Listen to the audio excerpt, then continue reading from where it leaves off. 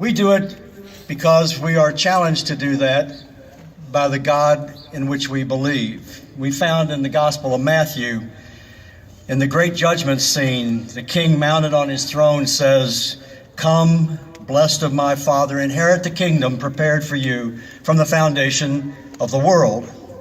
For I was hungry, and you gave me food to eat. I was thirsty, and you gave me drink. I was a stranger, and you took me in."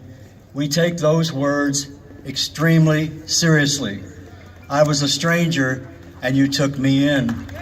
Because when we receive the stranger, we are welcoming, we believe, Christ. But this was not new teaching for Matthew. As the U.S. bishops reminded us in a pastoral statement they issued several years ago called Welcoming the Stranger Among Us, they wrote, "The Israelites' experience of living as homeless aliens was so painful and frightening that God ordered his people for all time to have special care for the alien. You shall treat the alien who resides with you no differently than the natives born among you.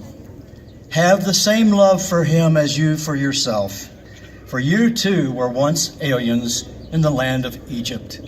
A very powerful teaching from thousands of years ago that is true today. It is as important today as it was in the time of Moses, as it was in the time of Jesus. And its importance is heightened because we are going through a critical time when there are so many thousands of people forced out of their homes and even their countries for political and economic reasons. The Catholic Church recognizes the need to welcome strangers with three simple principles.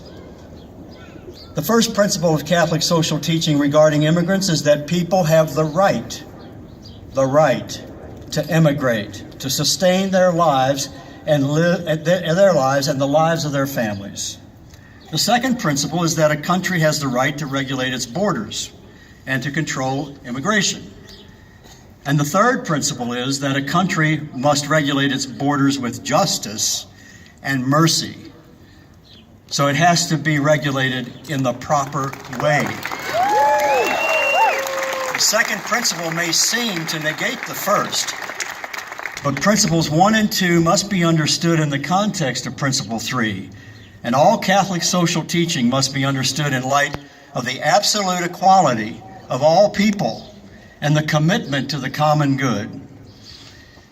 A country's regulation of borders and control of immigration must be governed by concern of all people and by mercy and justice. A nation may not simply decide that it wants to provide for its own people and no others.